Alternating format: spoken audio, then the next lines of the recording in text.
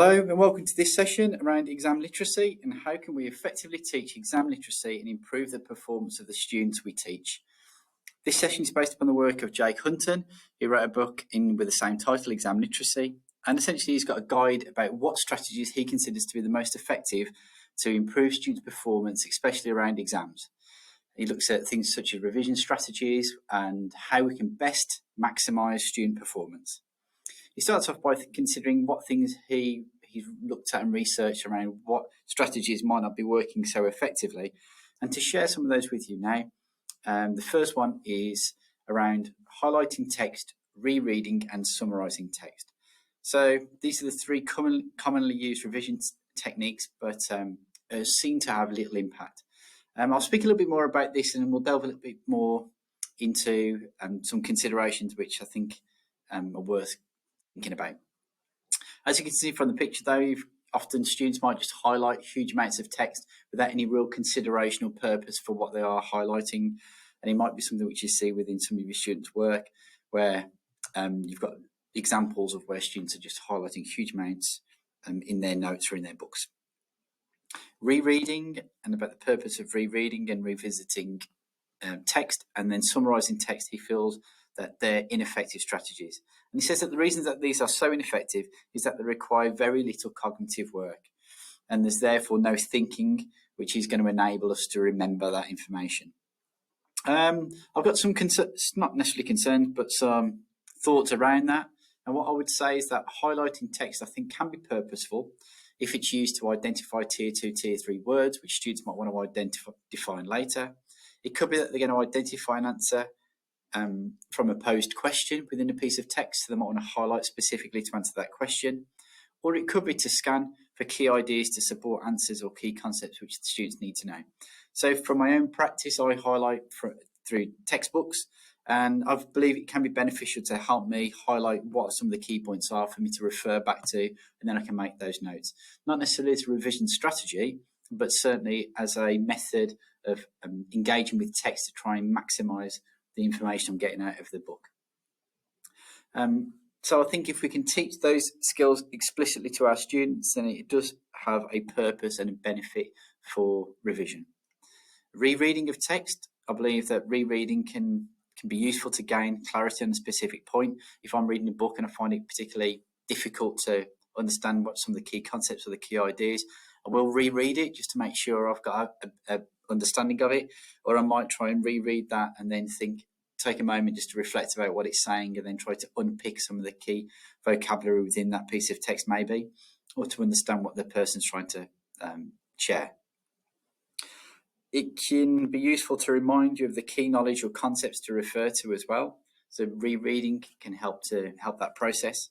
And then summarising text is the third point he considers to be ineffective. But I think if you're summarising text with purpose, then it can be beneficial. So maybe to condense and extract down to some key points, which you're then going to revise or learn from. And certainly summarisation is similar to kind of Cornell notes, where you're taking a big piece of text and you're trying to get it down to some key points. And it's all that kind of synthesising of information, which can help with revision. Even within the text, which some of the journals he analyses, so he looks at improving students' learning with effective learning techniques. Even within that, there's some conflict from what he's suggesting. So here it talks about that summarisation results fit nicely with the claim that summarisation boosts learning and retention because it involves attending to and extracting a high-level meaning and getting the gist of the material. So it could be that your students are reading just for the gist, so just to gain a surface level understanding, or even that deeper level understanding where you can get your students to summarise some of the key points from it as well. And again, further on down, it speaks about more than just facilitating the extraction of meaning. However, summarisation should also boost organisational processing, given that extracting the gist of the text requires learners to connect pieces of information together as well. So that will help to build that schema, which we're trying to develop with our students so they do have that depth of understanding and knowledge. So there are some of my considerations about things which he's rejected, and I think that everything plays a part somewhere. So it's it will have an impact, or it might play a part for your students, some students more than others possibly, but it's the explicit teaching of the skills that you want. So explicitly teaching them how to highlight and what they should be highlighting. If you explicitly teach them about rereading and what is the benefits of rereading and how to do it to extract information, and summarization being the same thing as well. If you can teach your students and get them to build into that habit of summarizing text, then it can be a powerful lever. What he identifies then is what might work better. So, for example, practice testing. So this is seen from the David Didot's work as well around the testing effect, which presents the following pattern with regard to strategies which relate to longer term learning. He defines study as a revision of previous materials. So he's got 4 patterns for this. So study, study, study, and then test at the end, which is probably a common pattern which we used to see within classrooms.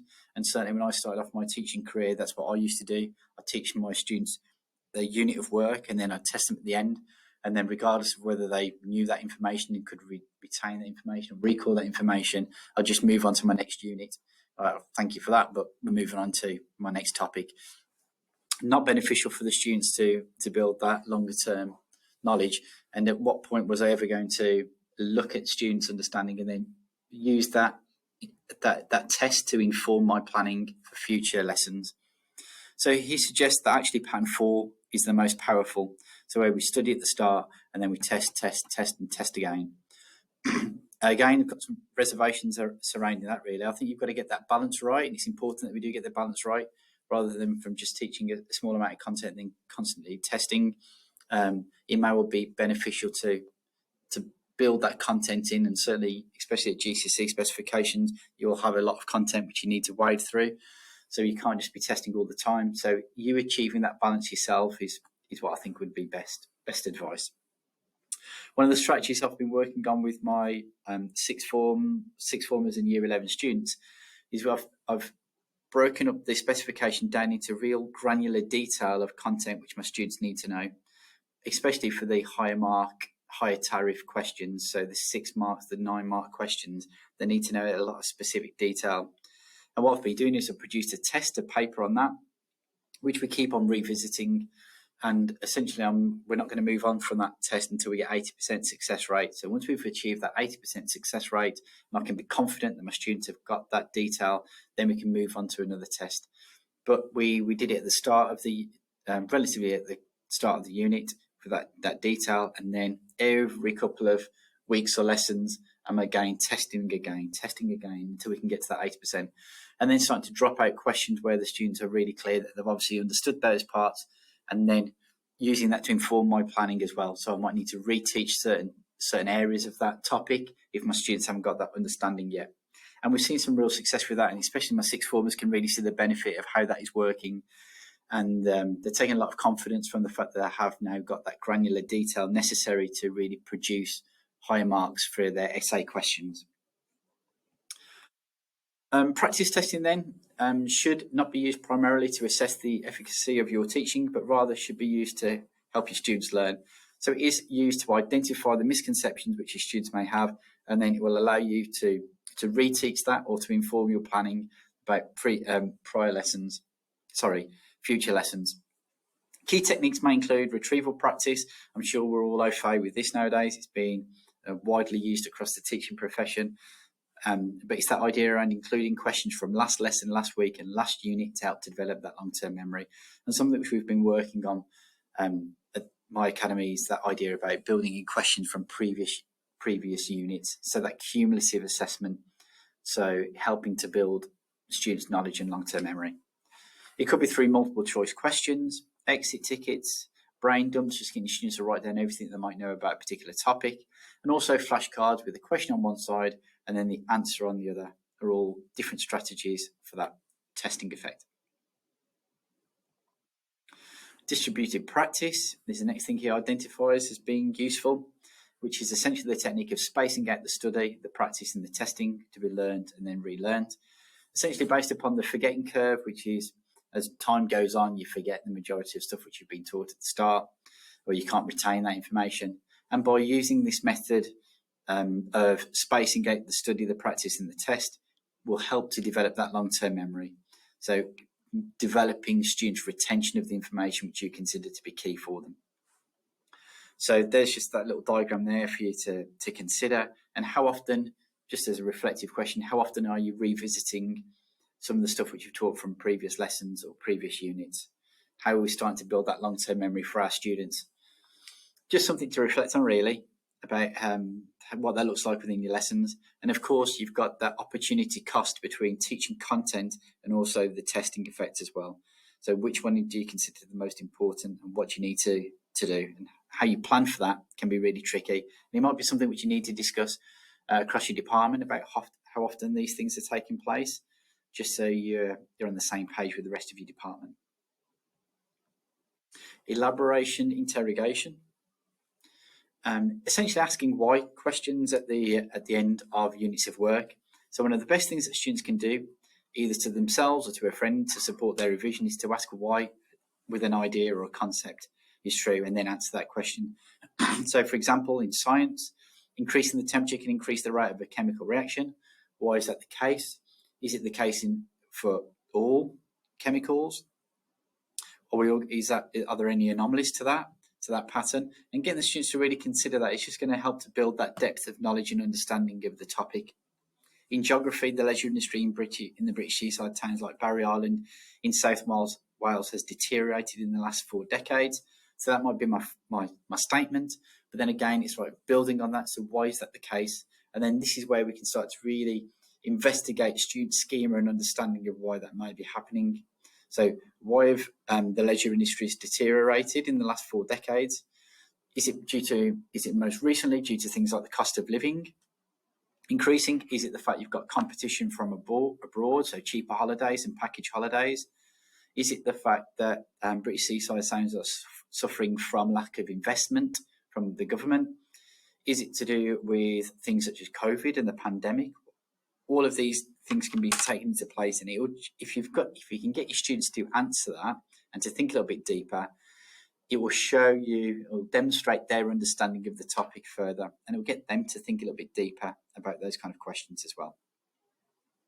There's another example there. So in history, in 1928, the American Stock Exchange collapsed. This supported Hitler's rise to power. Why was that the case? So rather than just trying to learn facts or ideas by reading them over and over, students should get into that habit of asking themselves those why questions.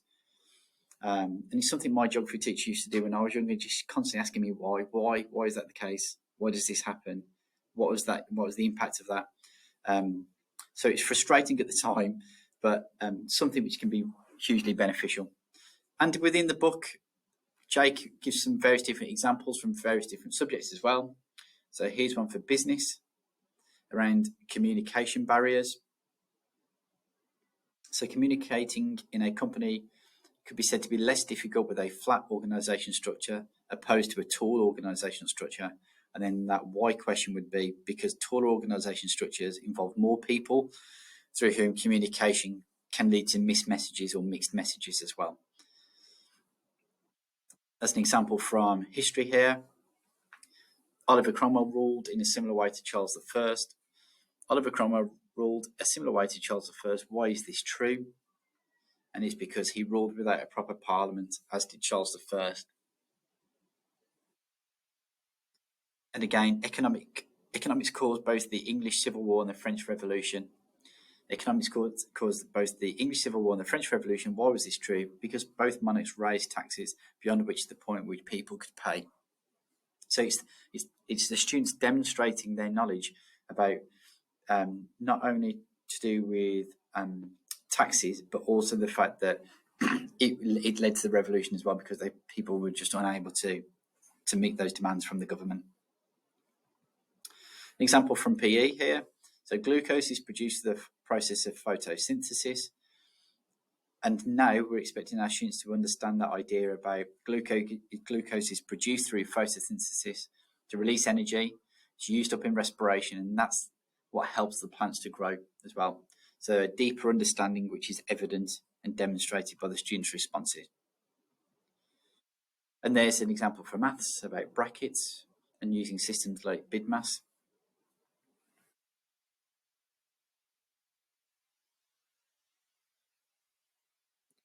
So those why questions is really going to push on your students' understanding as well. And that can just be through questioning taking place. So it doesn't always have to be within the paper or written down, just through your prompting of questions, asking your students about why, elaborate on that. What's the person just said there? How is that the case? Why do we think that way? Will help to develop your students' understanding and knowledge. The next thing he speaks about then is that interleaved practice. So this involves mixing up the learning and the revision, mixing up the different topics to make more desirable difficulties, which helps to encode the new information.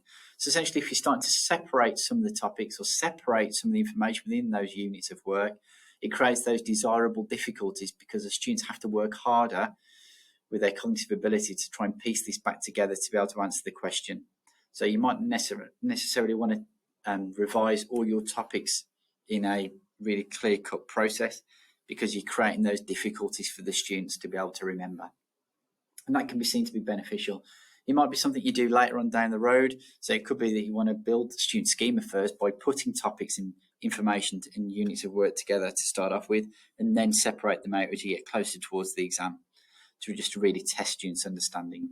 So there's some of those key ideas and key principles which Jake identifies as being the most impactful for students' performance. That's the first part of the session, really complete. We just wanted to look at those things and just wanted to draw out some of the key findings from that book, which was interesting to read through. And as I say, just consider those things such as highlighting, rereading and summarisation, which he considers to be less impactful, but actually can play a part. It's just about how we do it. And I think just that explicit teaching of those skills would really help to foster these students' understanding. What we've been looking at within my academy is around examiners' reports and just getting what is essentially some inexperienced staff to actually spend a little bit more time thinking about what examiners what students need to produce within the exam. So we've been looking forensically at these examiners' reports to really try and take out some of those key points and findings from them. Each examiner's report often comes with a qualifying summary, or almost like an executive summary, which kind of puts their main findings. And then it will often look at each individual question in a lot more depth as well. So it's been really beneficial to have staff spend a bit of time investigating these and looking at these forensically, as I said. So here's one from science. So talking about students appear to have been well prepared, but students make a good attempt at all questions, but the imprecise use of scientific language caused issues in some responses, e.g. the use of amount when volume or mass was required. Most students were able to answer questions that required some basic skills. And again, a common issue with students not reading and understanding the importance of both the question and the information given. So there's a few really common threads which ran through all the examiners' reports from across all disciplines. So I had the luxury of looking at all the reports, so I could see if there were any common threads across different subject areas, and there were very common themes. So common themes around language, use of language, common themes around command words, and common themes about reading and not understanding what to put into the question, with some common threads. Sorry, so if I just go back to the next one. So here's the next one, which talks about students appear to have been well prepared again. Students made a good attempt at the questions, but the imprecise use of scientific language again and the lack of attention to the question asked caused issues in some responses. Some students' writing was extremely difficult to read, making the marking of the responses challenging as well. And again, there is actually something which comes up a lot within the examiner's reports, is about the quality of students' handwriting and the difficulty that examiners have reading that text.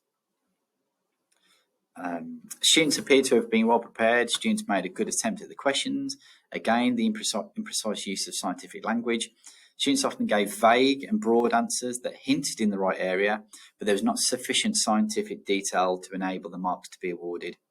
And students should be encouraged to read back over longer written responses to check for errors and ensure that their meaning is clear. There are several incidences of students not reading and understanding the importance of the question or the calculations as well. So there's a common thread, as I was speaking about there. So with the idea about vocabulary, instances around reading as well. So they're the ones for science. If we just have a look at a couple of other ones as well. So this was for geography. And here he was hinting towards more about students not understanding processes and key processes, which was really important. And also the understanding of the various different assessment objectives. So, however, an understanding of AO2 and AO3 questions could be improved, where students are required to apply their understanding to the stimulus. So, teaching of those assessment objectives as well could be really beneficial for our students. They've got a real grasp about what they need to be writing about for each question.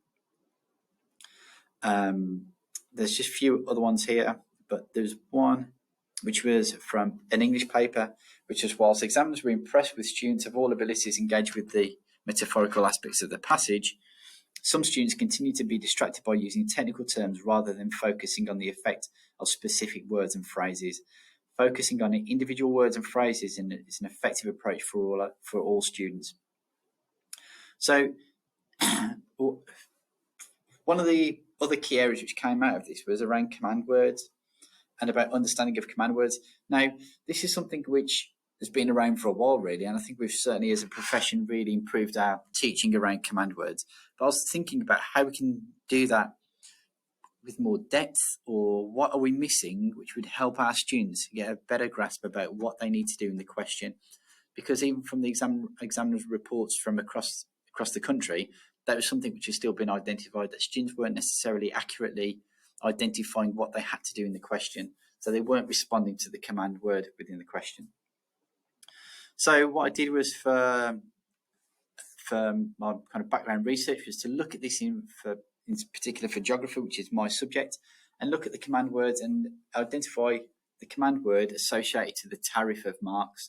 So we've got across the top, I've got 1 mark questions, 2 mark, 4 mark, 6 mark, and 9 mark questions, and how the command words relate to those different tariffs of question.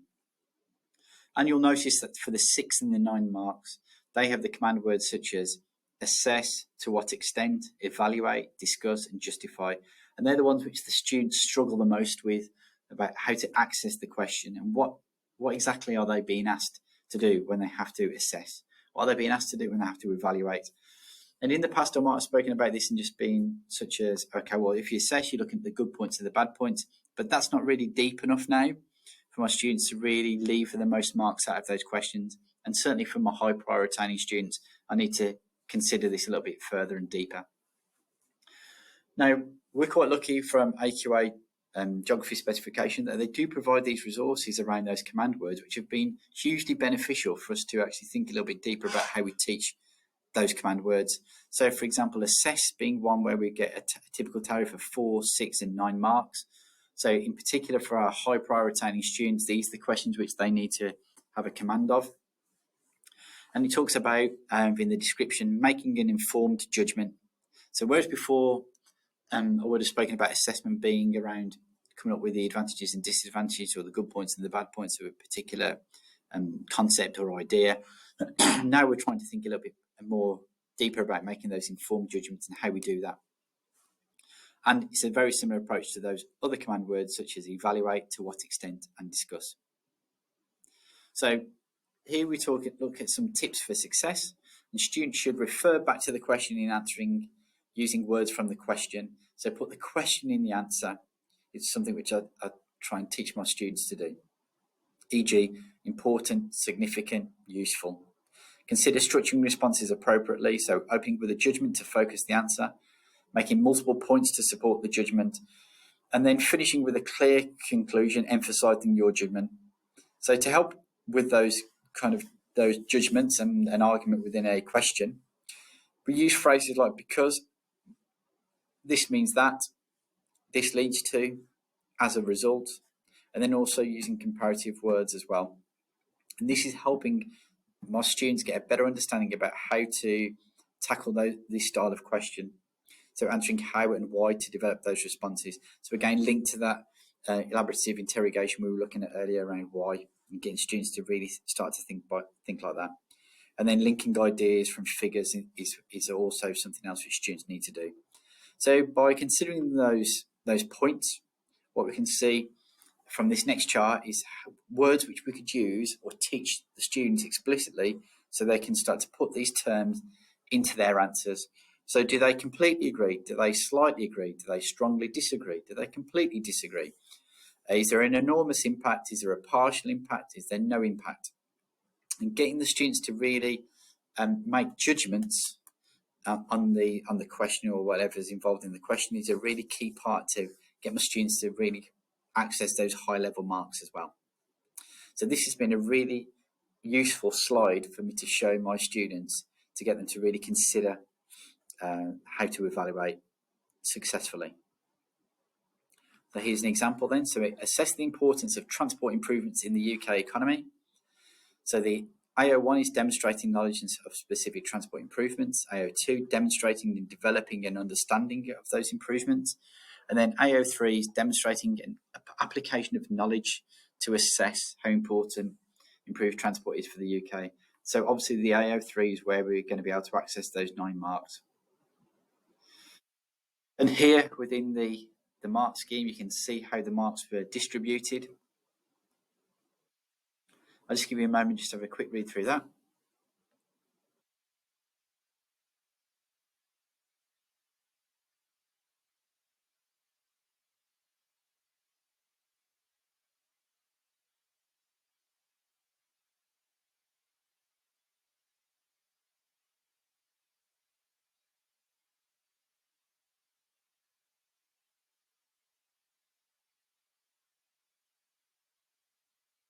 And hopefully you can identify through some of the connectives being used there. So as well as helping to build students' answers. So overall mark was a level 3, 7 marks. The answer requires more explicit judgment of the importance of improving transport in the UK.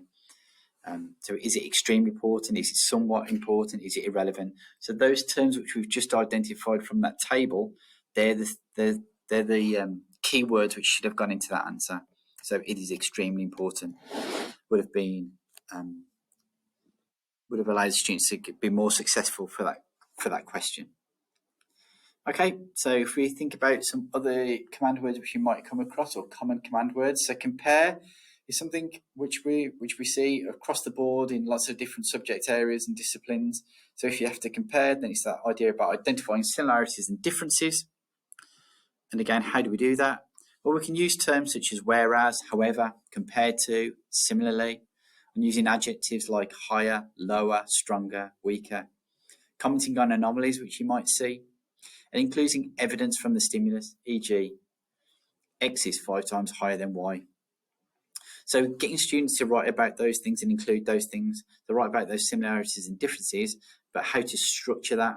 And what I'm trying to do is provide the students with those connectives and those key terms for them to be able to write successfully when they get questions such as this. So here's another example here. So using figure 4, compare HDI values to Africa and South America. And here it's about using those terms, so that those comparative connectives between the two. So, and also connectives like whereas. Compare the relationship between distance from source and depth of a river, of the 2 rivers. So river A has a strong positive correlation, whereas river B has a weak positive correlation. So again, getting students to identify those similarities and differences. Both rivers are at a distance from the source, and then that appreciation for any kind of anomalies as well. So I just feel like what I'm trying to do with my students is to go a little bit deeper with those command words. Whereas in the past, I've probably taught them command words and said, describe means this, explain means that. It's about being more savvy when I'm teaching it to my students. So moving away from feedback, which I probably used to give, which was when students used to answer an explain question, I used to put on things like, oh, add more detail. But what does that actually mean? So what is the detail that they need to be doing? How do they add more detail? What is the most relevant detail? Why is this the most relevant detail to add in? And what connectors can we use to build in that detail? So I'm moving my feedback away from that. Oops. Common one which we all have is explain. And again, there's some mark tariff there. So it covers from 2 marks all the way up to 9 marks with explain questions. And explain is one which students actually do find really difficult to do. So rather than just giving a description and how to actually go around explaining in detail. So using the explain is one of the most common command words and used in many different ways. Refer back to the question and the answer, using words from the question, Make sure that we are using those geographical terms, those tier 3 terminology to really support your answer and to write with authority. And look for how many elements the question has to address them. So is it a 2-marker? Is it 6 marks? Is it 9 marks? It gives you some indication about how much depth you need to write in.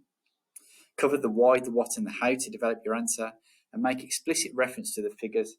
I can see figure 1 shows, and then extend those ideas with phrases like because, this leads to, and this means that. And if we can start to build in those key terms, those key phrases within our work, then that's really going to show the examiner that we can write with authority, and we've got a depth of our knowledge, and we've got clarity and of understanding for the concept. So here's an example here to explain how the increased use of fossil fuels and changes in agriculture may have contributed to global changes in temperature. Let's give you a moment just to have a quick read of that.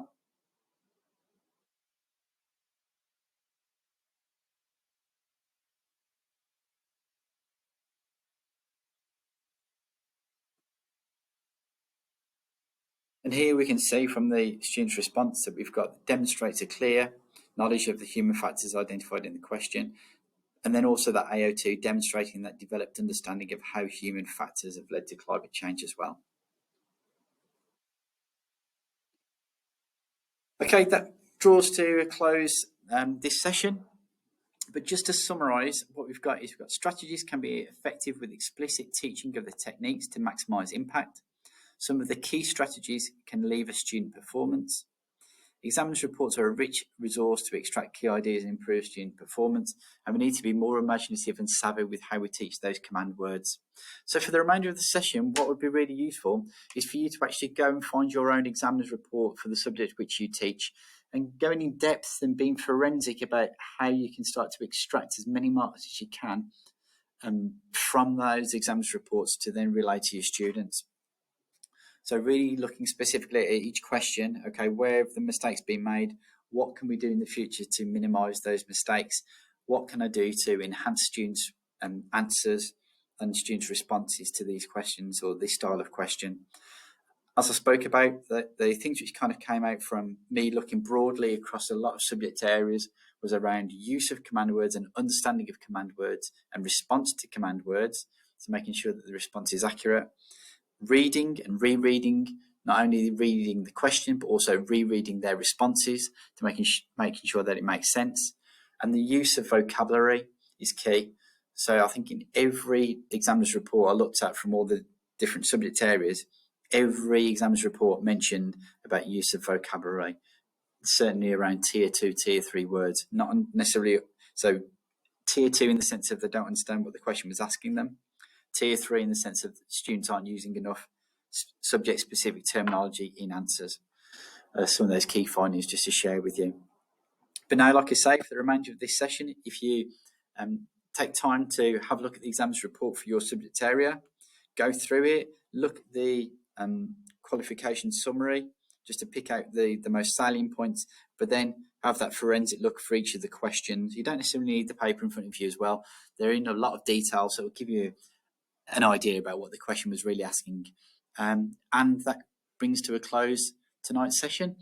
Hopefully you found it useful and informative, and it's just got you thinking and reflecting on some of your practices, some practices which you might now consider to be successful, or things which you might just need to change, and give you some ideas about how we can start teaching command words a little bit more explicitly and a little bit more imaginatively and in a more of a savvy way to really lever the most marks from our students' responses. Thank you very much for your time. It's been a pleasure to speak to you again. And if you do have any further questions, if you want any follow-up details on anything, then please feel free to email me. My name is Mark Harris at Q3 Academy, a Great Bar, but I'm sure you can find me on the lists there as well, or just contact either myself or Tracy. Thank you very much. Good night.